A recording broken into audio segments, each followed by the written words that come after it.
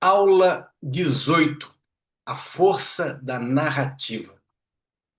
O que fazemos com o que vivemos e o que fazemos antes de vivê-lo.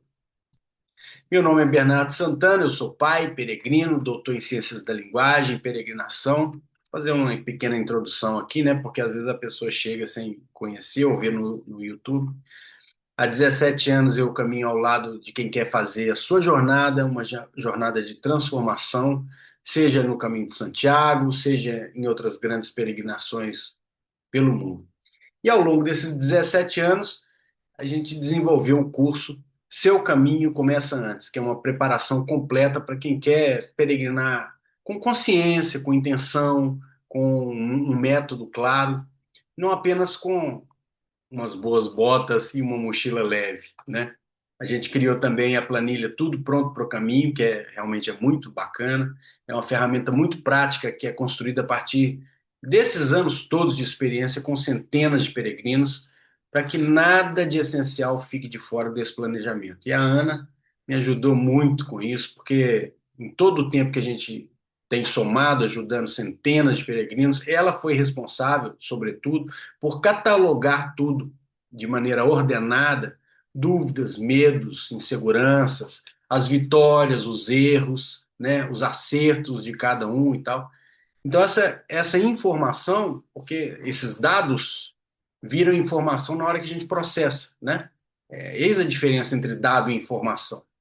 Dado é o que a gente acha espaço na internet. Informação são dados processados. E aí nós processamos tudo isso, né?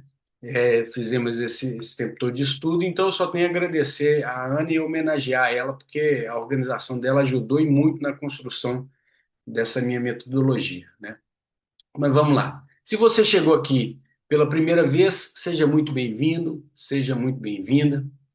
Se já caminha conosco já há algum tempo, você sabe que cada aula é um passo a mais nesse percurso que vai muito além dos quilômetros, né? Muito boa noite para quem está ao vivo. Eu já falei com o pessoal, acho que a Karine entrou aí também. Olá, Karine.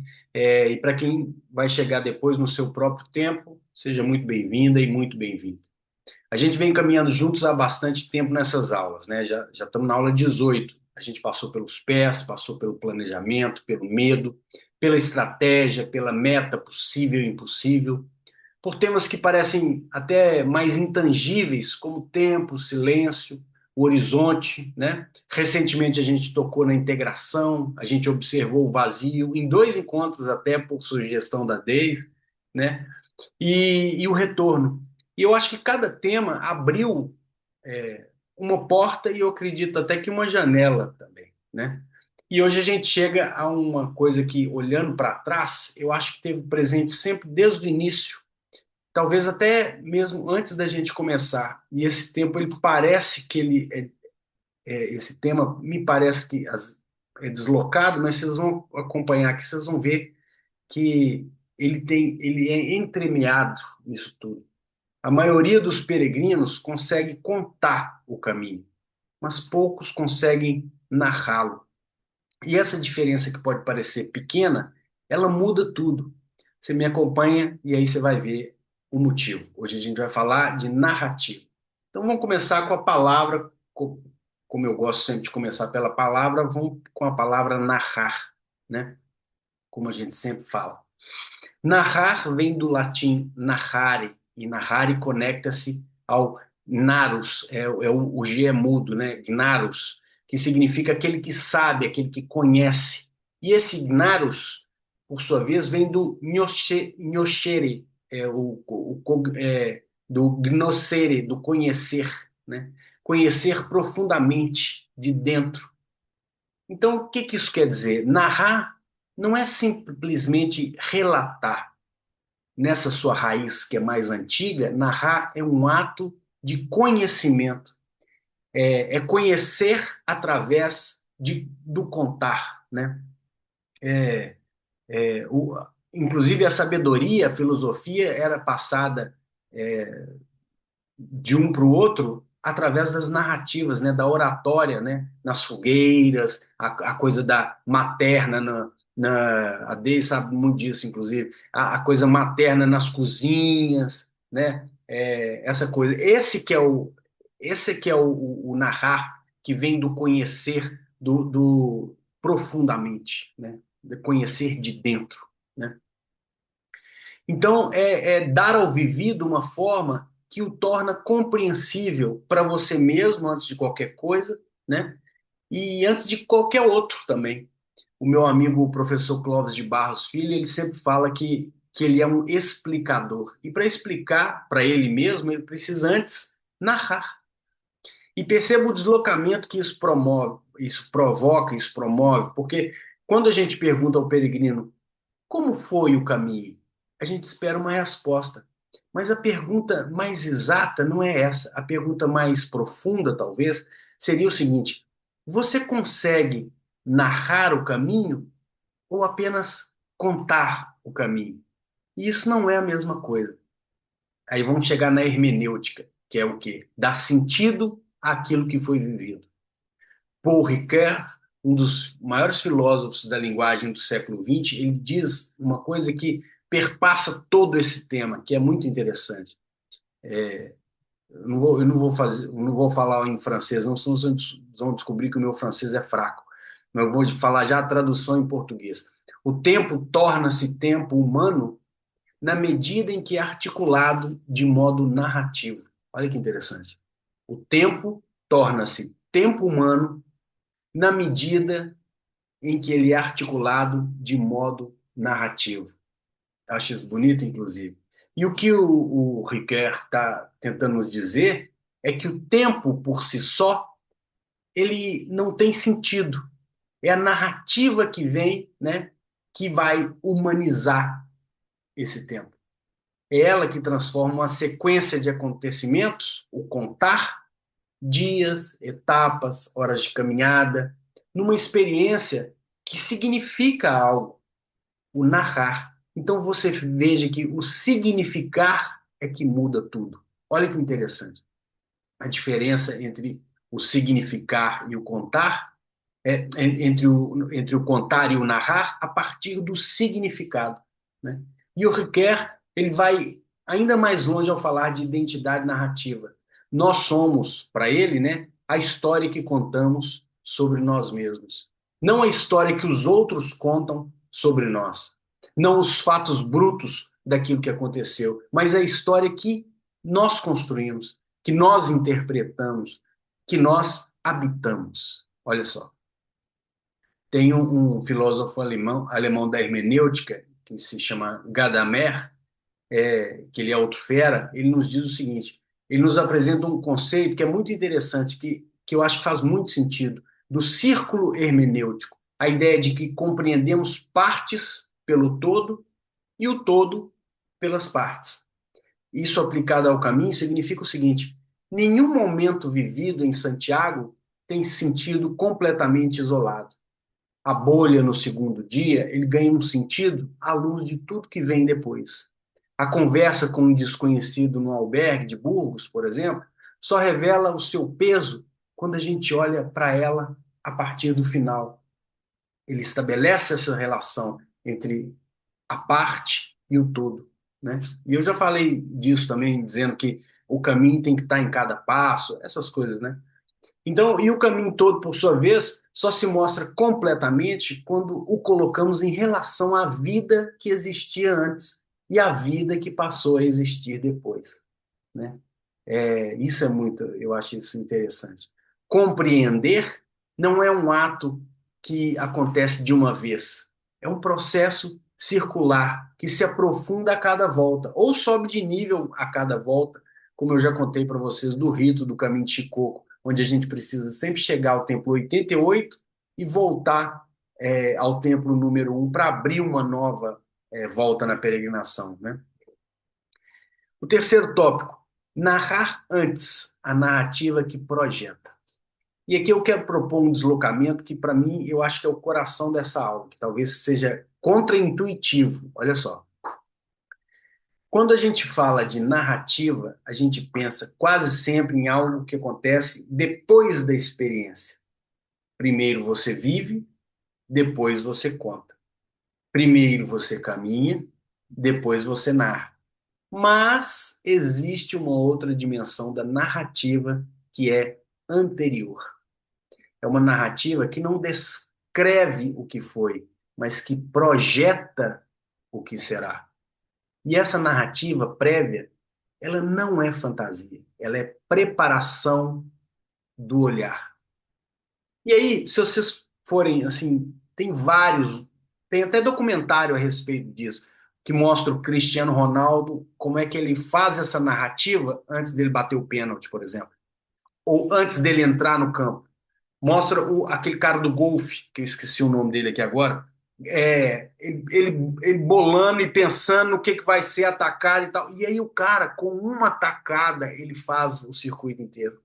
É tipo bizarro. Aí o Djokovic já falou disso muitas vezes, que ele faz a partida inteira antes de entrar no campo. E por aí vai, eu posso citar N exemplos aqui. Então, essa coisa que parece contra-intuitiva, ela acontece e acontece muito. É a narrativa que projeta, ela prepara o nosso olhar. E quando você narra antes de caminhar, quando você constrói intencionalmente a história que você quer viver, quando você se pergunta por que você está indo, o que que você está buscando, quem que você quer ser ao final desse percurso, né? Você não está eliminando o inesperado. Você está preparando o seu modo de perceber aquilo que é o inesperado. Então, esse tipo de preparação faz parte dessa narrativa. E isso eu acho muito interessante, né? E eu acho que isso tem, inclusive, uma consequência que é muito concreta. O peregrino que não narrou antes tende a viver os obstáculos com problemas, interrupções da história que ele mesmo imaginou. Agora, o peregrino que narrou antes tende a viver os mesmos obstáculos como desafios, parte da história que está sendo construída e que ele está construindo. O fato é idêntico, só que a narrativa é diferente. E a narrativa molda completamente a experiência, o que a gente sente a partir dela, e muito possivelmente, e na maioria dos casos eu acredito, até nas nossas ações. Isso eu acho doideiro. Tem um psicólogo, o Jerome Brunner, um dos maiores estudiosos da narrativa. Ele identificou dois modos fundamentais de pensamento. Um é o paradigmático, lógico, analítico, de causa e efeito, e o narrativo, que não explica, mas dá sentido à experiência humana. O modo narrativo é o que nos permite não apenas interpretar o que a gente viveu, mas também antecipar como vamos habitar o que ainda não vivemos. Então é dentro disso aí que a gente está falando. E tem um que eu já falei aqui, que é um psiquiatra austríaco, que eu não sei exatamente como é que pronuncia o nome dele, mas é Viktor Frankl, né? Ele é sobrevivente dos campos de concentração. O trabalho dele até ele é famoso porque ele fundou a logoterapia, a terapia pelo sentido. Ele foi muito perspicaz e sábio quando ele disse o seguinte: que o ser humano ele não encontra sentido depois da experiência, ele traz o sentido para dentro da experiência. E vamos combinar, a diferença entre quem sobreviveu e quem não sobreviveu nos campos de concentração, diz ele, né, não era apenas física, era narrativa. Era a capacidade de construir, mesmo ali, uma história que ainda tinha futuro. E que foi isso que fez diferença para a maioria dos sobreviventes, né? Até aquele filme A Vida é Bela, que é muito bonito, que ele mostra justamente isso, né? Esse é o mote do filme A Vida é Bela. Aquele palhaço interessante lá, é o Benini, ele narrando para o filho como se fosse uma brincadeira, como se fosse não sei o quê, e papapá, para que ele pudesse subverter o olhar da criança frente ao horror da guerra, da atrocidade que eles estavam vivendo ali, né? Então isso é muito poderoso, né? E é exatamente isso que o seu caminho começa antes, ele propõe. Ele não é um curso de logística, embora a logística seja muito importante, e para isso a gente tem a planilha tudo pronto para o caminho, né? Ele é um curso de preparação narrativa, porque ele é uma espécie de uma construção consciente desse olhar que, que vai te ajudar na hora de caminhar, entendeu? Porque quem chega ao caminho sem uma narrativa prévia, chega sem uma bússola interior. E sem a bússola interior, qualquer dificuldade vira uma espécie de um descaminho. Então, depois eu até tenho que pedir para o Paulo um depoimento dele a respeito disso, porque quando ele comprou o curso, ele escreveu assim, pena que ele ele falou que vai assistir depois, não estava aqui ao vivo, mas ele falou assim que a grande dificuldade dele era a logística. Só que eu acho que nas percepções, nas coisas que ele tem falado aqui e tal, ele já tá mudando esse olhar, né, Cláudia? Me parece muito isso, assim. E é o que eu sinto muito da Cláudia também, os feedbacks que ela vem colocando e falando, porque ela já fez uma vez e tal, e vem mostrando isso. Então, eu acho que isso faz uma diferença que é muito interessante, né? Um quarto tópico que eu quero dizer é o seguinte: a pegada como letra. Essa é uma imagem que eu construí aqui que eu acho que ajuda a gente a deslocar. Eu quero oferecer para vocês aqui uma imagem, tá? Uma analogia que eu bolei na hora que eu estava criando essa aula, que para mim ela reúne tudo aquilo que a gente está dizendo de uma forma que o nosso corpo entende. Pensa no ato de escrever e pensa no ato de caminhar. E percebe como que isso está espelhado. A pegada, a nossa pegada, é a letra, a menor unidade. Ela é única, ela é irrepetível. Nenhuma pegada acaba sendo igual à outra. Assim como nenhuma letra escrita à mão é exatamente igual à outra, né? Ela é uma marca indelével de quem passou.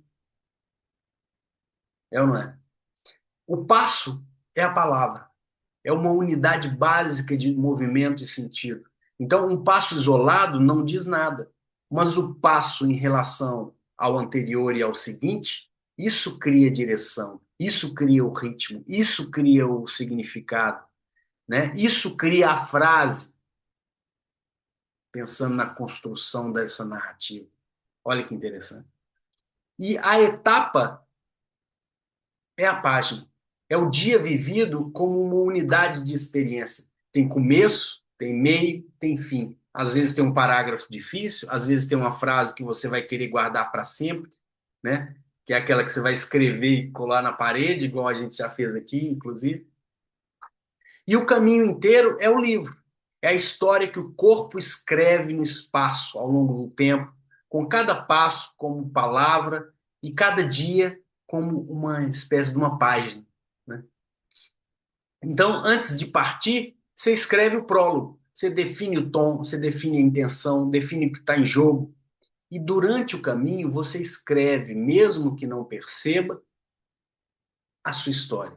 E quando você retorna, você descobre finalmente do que o livro se tratava. Olha que interessante. Então, isso é uma coisa que eu acho que a gente pode meditar e ver se faz sentido para a gente. E isso serve tanto para a peregrinação em si, quanto para uma experiência que a gente vai ter, né? E eu acho que isso pode ser interessante. A Karine está fazendo um comentário aí. Que bom, Karine, que você está curtindo. Eu acho que é legal, sim. Eu acho essa imagem boa.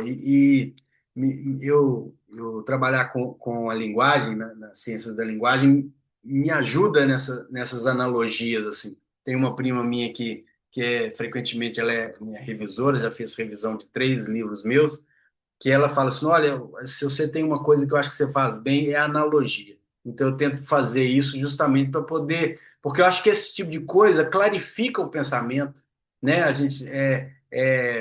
Eu acho que eu aprendi muito isso com o Rubem Alves, porque o Rubem Alves ele consegue pegar uma filosofia que é complexa, né, Cláudio, Deise? E pegar isso e destrinchar isso de uma maneira e assim, eu tenho certeza que ele aprendeu isso com Jesus Cristo, porque as parábolas nada mais são do que isso, né?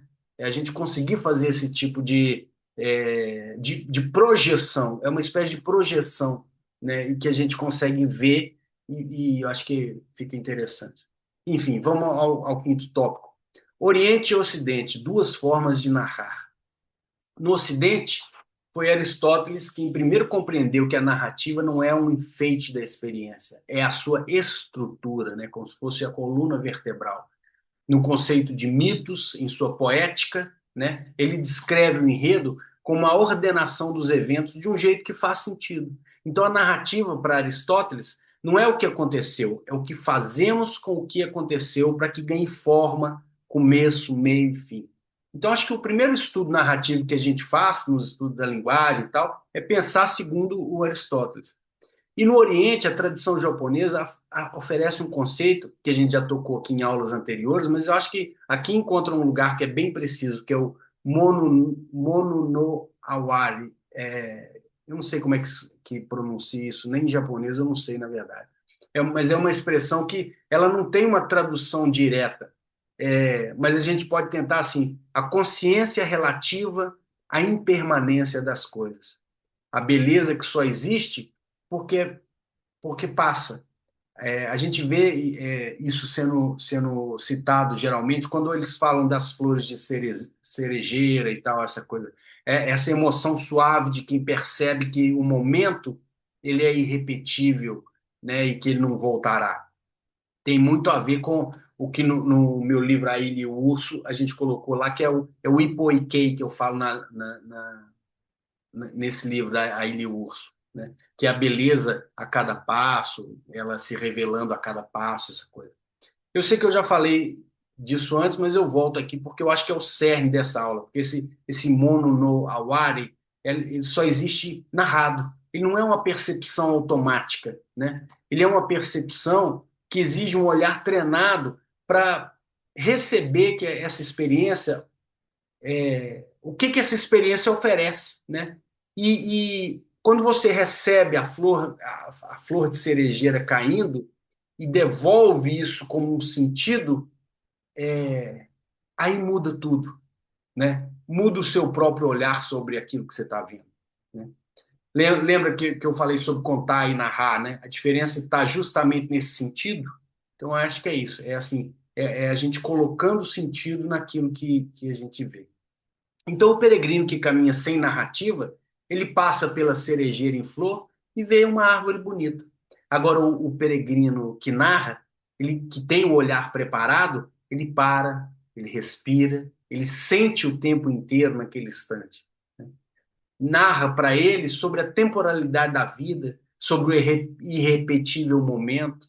Ele discorre internamente sobre os ciclos, sobre a metamorfose e aí por diante, né? Tem toda essa poética envolvida. Tem uma escritora dinamarquesa que se chama Isaac Dinesen, eu também não sei como é que pronuncia o nome dela, mas o mundo inteiro conheceu como Karen Blixen, que ela foi citada pela Hannah Arendt, naquele livro que é famoso, A Condição Humana. Todo sofrimento pode ser suportado se você o colocar dentro de uma história, ou colocar uma história sobre ele. É interessante isso, né? Porque isso não é otimismo, isso se chama narrativa. É a capacidade humana de transformar aquilo que dói em alguma coisa que tem sentido.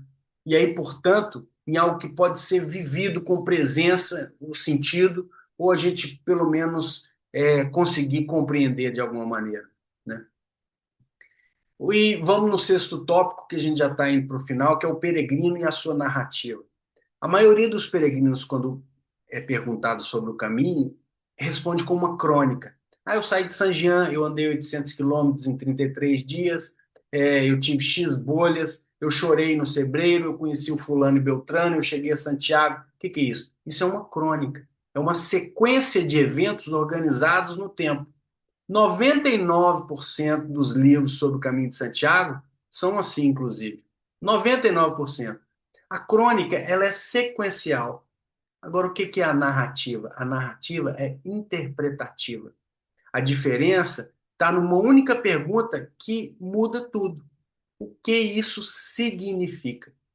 Então, a bolha no calcanhar se torna alguma coisa. O choro no cebreiro também se torna alguma coisa. O silêncio nas mesetas se torna alguma coisa. Os 800 quilômetros se tornam alguma coisa. E esse algo, ele não aparece sozinho. Ele precisa de uma construção, de um reconhecimento, né? Com presença, com pergunta, com disposição para interpretar. E como a gente viu com o Ricoeur, essa interpretação ela não é uma leitura definitiva, ela é circular. Então ela muda à medida que você muda. É claro que em 2013, quando eu fiz o caminho do Vaticano até Santiago de Compostela, eu analisei de uma forma quando eu estava naquele calor da experiência, né? E aí, ao passar do tempo, a minha maturidade vai olhando para a mesma história de uma maneira um pouco diferente também, né? E isso é muito evidente, porque a gente vai crescendo, a gente vai tendo outras experiências, vai olhando de outra forma, e até a nossa análise a respeito daquilo, ela é circular, ela muda à medida que a gente muda. Então, o caminho que você narra aos 40 anos, muito provavelmente não vai ser o caminho que você vai narrar aos 60. A história permanece, mas a narrativa se aprofunda, né? Então, eu acho que isso é muito legal. Então, vamos fechar a aula da seguinte maneira: a gente partiu da palavra e ela nos diz que narrar é conhecer. A gente passa pela hermenêutica e ela nos mostra que o sentido é circular, construído e reconstruído ao longo do tempo. A gente entende que é possível narrar antes, preparando o nosso olhar para aquilo que ainda não aconteceu. A gente aprende que cada passo é uma palavra, cada dia é uma página, e que o caminho inteiro é um livro que só a gente pode escrever. E a gente percebe, né, com a dinamarquesa Dinense e com o Mono no Aware, que o que transforma o sofrimento e a beleza em experiência humana é a narrativa que a gente dá. Então, eu quero ficar com uma pergunta para a gente encerrar, que é o seguinte: será que a gente consegue identificar uma vez em que a gente contou ou narrou um acontecido?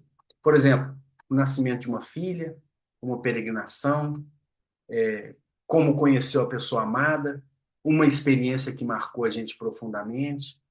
Enfim, fica aí essa pequena provocação para a gente meditar quando a gente passou pela experiência como uma crônica e quando a gente passou pela experiência como uma narrativa, tá? Então, caminhamos juntos. Muito obrigado por mais esse encontro aí. Que bom que a Lenora conseguiu chegar né? E o Fernandão também. E, e vamos que vamos. Tem mais acho que 5 minutinhos. Que bom, Karine, que você amou. Nós também amamos que você escreveu os recadinhos aí. Muito obrigado. Muito gentil. Ô, B, eu queria fazer. Isso me levou a várias situações, né? Vários exemplos assim de caminhada que não foram caminhadas para Santiago, mas caminhadas de vida mesmo, né? De viagens, de experiências que a gente tem.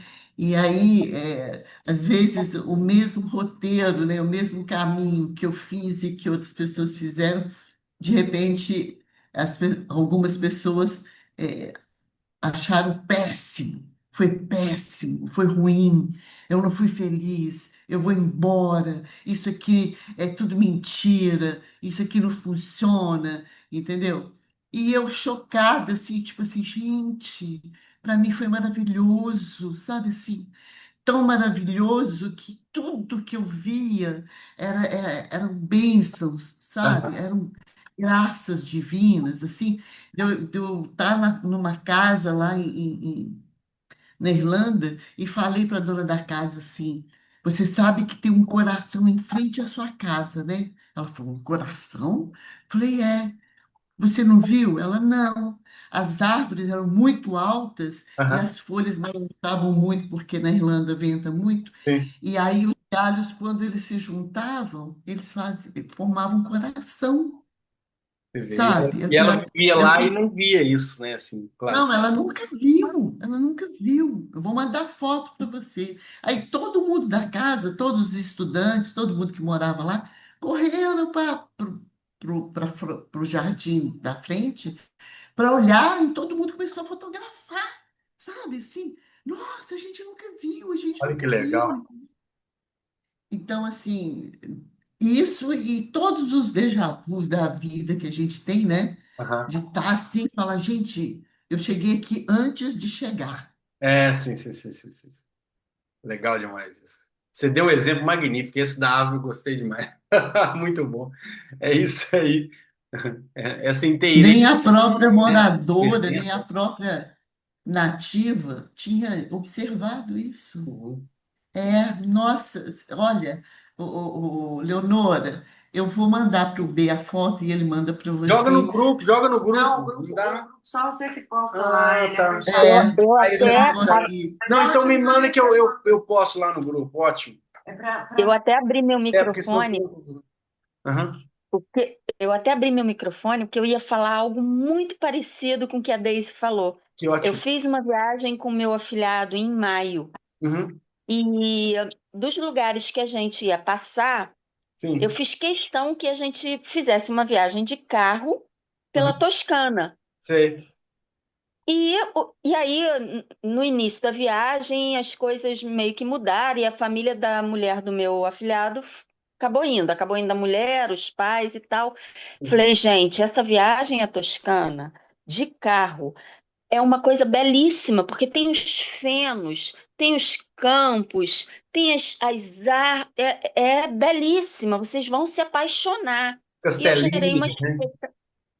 e eu gerei uma expectativa enorme. E eles foram o caminho inteiro falando: Meu Deus do céu, se isso é bonito. Aí a gente passou por Siena. Eu falei: Vamos entrar em Siena, porque Siena é belíssimo. Deus me livre, você acha isso aqui bonito? Não entramos em Siena, porque eles não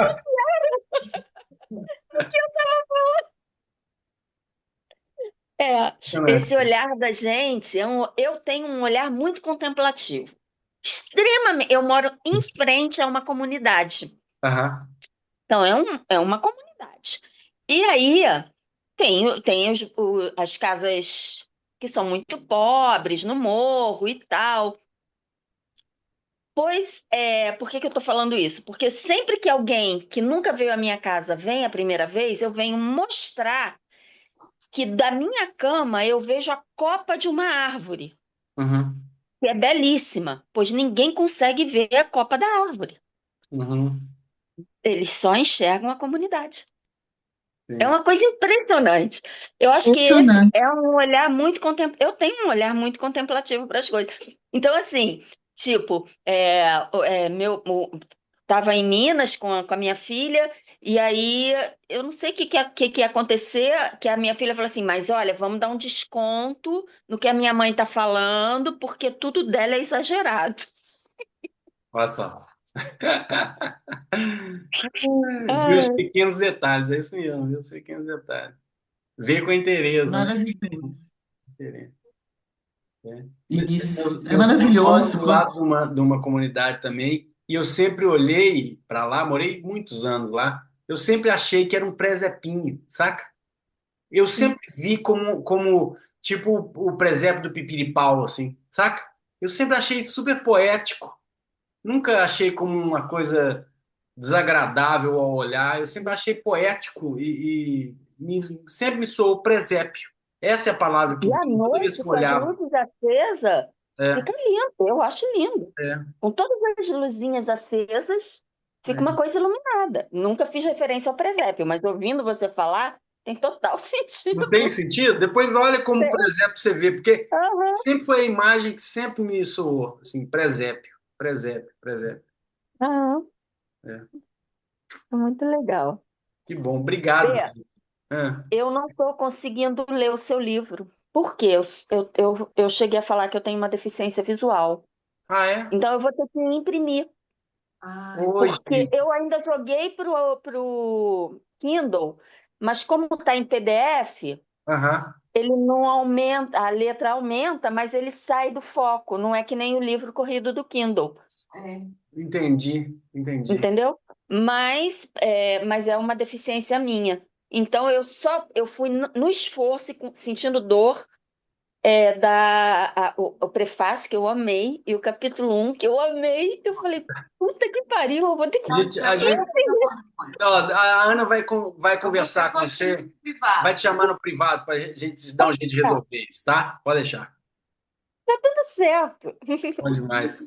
Ó, muito obrigado. Vai acabar agora aí a qualquer minuto. Então, agradecer a presença de vocês aí e vamos que vamos. Obrigado, Lenora, que chegou também. Karine, muito obrigado pelos toques, desde todo mundo, Cláudia. Vamos junto. Muito obrigado. Caminhamos juntos, tá? Beijo. Valeu. Tamo junto.